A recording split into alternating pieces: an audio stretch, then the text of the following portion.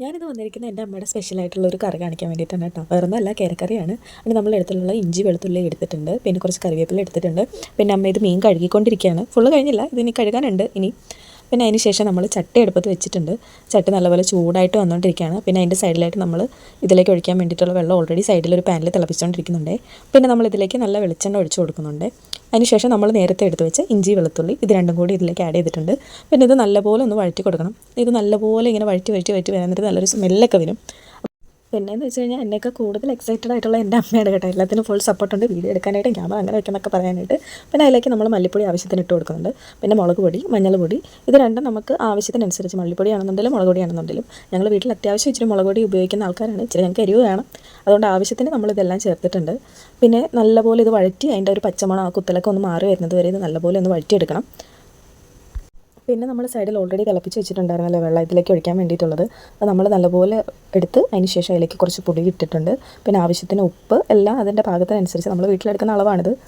പിന്നെ നല്ല രീതിയിൽ ഇതൊന്ന് മിക്സ് ചെയ്തെടുക്കുന്നുണ്ട്. ഇപ്പോൾ ഇത് നല്ല പേസ്റ്റ് പരുവത്തിലാണ് നിൽക്കുന്നത്. ഞാൻ സൈഡിൽ കൂടി ഒന്ന് തൊട്ട് നോക്കുന്നുണ്ട്, ഇതിൻ്റെ ടേസ്റ്റ് ഉണ്ടോ, ഉപ്പുണ്ടോ, പുളിയുണ്ടോന്നൊക്കെ. പക്ഷേ പരുവൊന്നും ആയിട്ടില്ലായിരുന്നു. പിന്നെ നമ്മുടെ വെള്ളം നല്ല രീതിയിലൊന്ന് കുറുകി വരാൻ വേണ്ടിയിട്ട് നല്ലപോലെ വെട്ടി തിളയ്ക്കാനുള്ളൊരു അവസരം നമ്മൾ കൊടുക്കുന്നുണ്ടായിരുന്നേ. പിന്നെ അതിൻ്റെ സൈഡിൽ കൂടി അമ്മ ആ മീനൊക്കെ എല്ലാം എടുത്ത് ഇതിലേക്ക് ഇടാനുള്ളത് ആ വെള്ളമൊക്കെ തോർത്തിയെടുക്കുന്നുണ്ട്. പിന്നെ നമ്മൾ ആവശ്യത്തിന് ഇച്ചിരി കൂടി വെള്ളം ചേർത്ത് കൊടുത്തിട്ടുണ്ട്.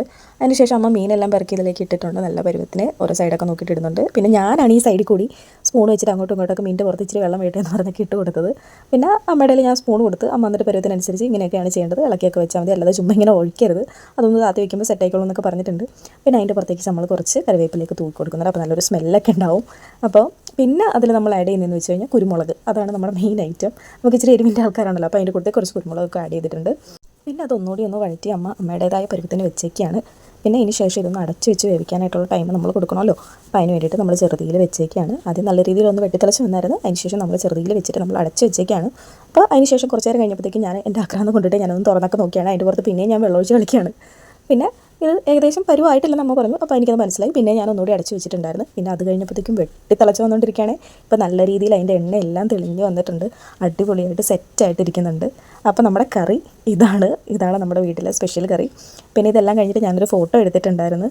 ഇനി ഇപ്പോൾ ഒന്നും നോക്കാനില്ല, ചോറും കൂട്ടി അങ്ങ് പിടിച്ചാൽ മതി. അപ്പോൾ ഇതാണ് നമ്മുടെ ഇന്നത്തെ രാത്രിത്തെ സ്പെഷ്യൽ. ലൂബിക്ക ഉണ്ടായിരുന്നു, ഉപ്പിലിട്ടത്, പപ്പടം ഉണ്ടായിരുന്നു, മീൻകറി ഉണ്ടായിരുന്നു, ഇച്ചിരി സാമ്പാറും കൂടി എടുത്തിട്ടുണ്ട്. അപ്പോൾ എൻ്റെ അമ്മയുടെ നമ്മുടെ വീട്ടിലെ കറി ഇഷ്ടപ്പെട്ട ആരെങ്കിലും ഉണ്ടെന്നുണ്ടെങ്കിൽ നമ്മുടെ ചാനൽ ഒന്ന് ലൈക്ക് ചെയ്യാനും ഷെയർ ചെയ്യാനും സബ്സ്ക്രൈബ് ചെയ്യാനും